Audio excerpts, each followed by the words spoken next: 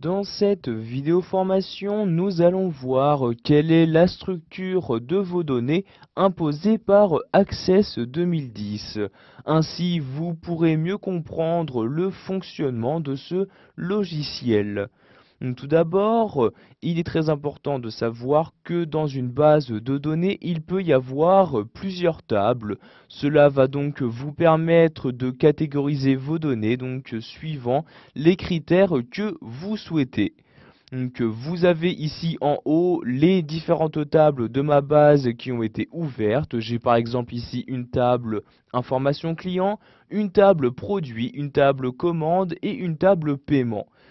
Par l'intermédiaire de ces onglets, je peux donc naviguer très rapidement entre ces différentes tables et ainsi donc modifier les valeurs qui doivent apparaître sur mon écran.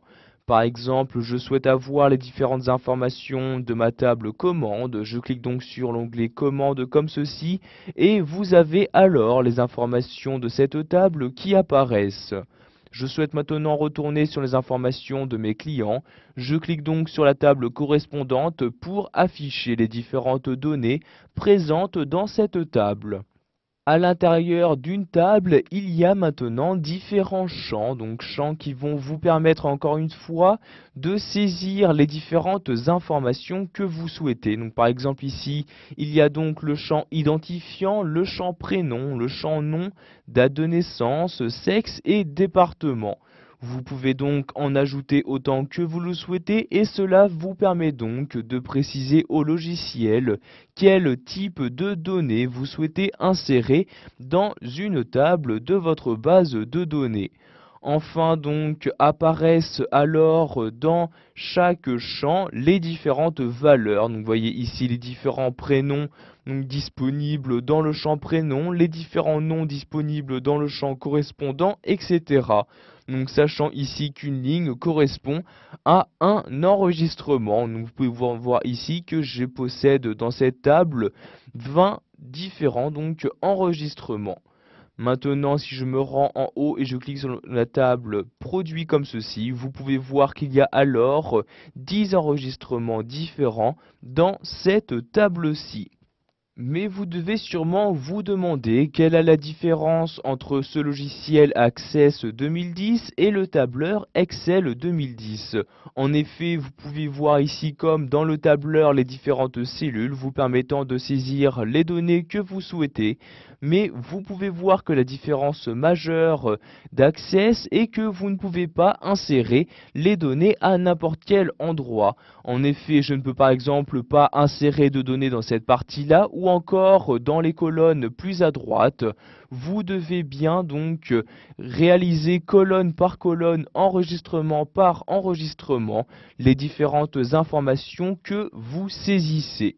Donc nous verrons dans les suivantes vidéos formations comment utiliser au mieux les champs et les différentes valeurs que vous souhaitez insérer dans votre base de données.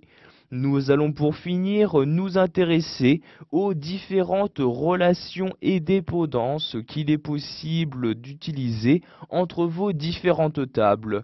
En effet, par exemple, ici, bien évidemment, entre ma table information client et ma table commande, il y aura donc une relation. En effet, il s'agit bien d'un client qui effectue une commande.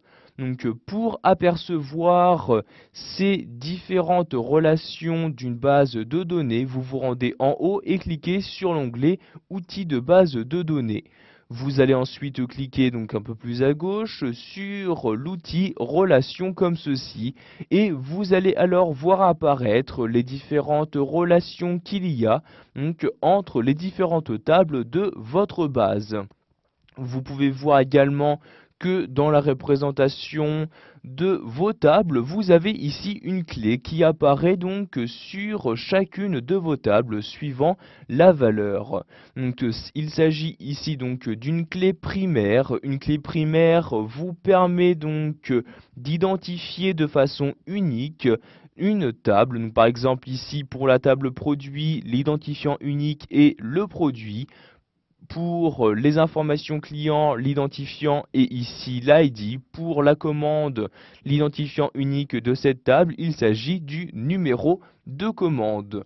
Vous pouvez bien évidemment modifier cette clé primaire ou encore personnaliser le type de relation à utiliser, mais nous verrons ces différents changements dans de suivantes vidéos formations. Maintenant, nous allons donc voir quel est l'avantage d'utiliser ces relations entre vos tables. Je clique donc en haut sur Fermer comme ceci. Donc, contrairement à Excel, vous pouvez donc ici créer des relations et cela va donc vous permettre, par exemple, directement à partir de la table Paiement et en cliquant ici sur le plus, d'avoir ici des informations sur le produit qui a été commandé. De même, si je me rends maintenant sur la table Information client, je clique par exemple sur ce plus-là et automatiquement, j'ai donc différentes informations sur les commandes qui ont été effectuées par un certain client. Par exemple, je clique ici sur ce plus et à nouveau, les différentes commandes effectuées par ce même client apparaissent directement dans la table sélectionnée. Voilà, vous savez maintenant quelle est la structure d'une base de données proposée par Access 2010.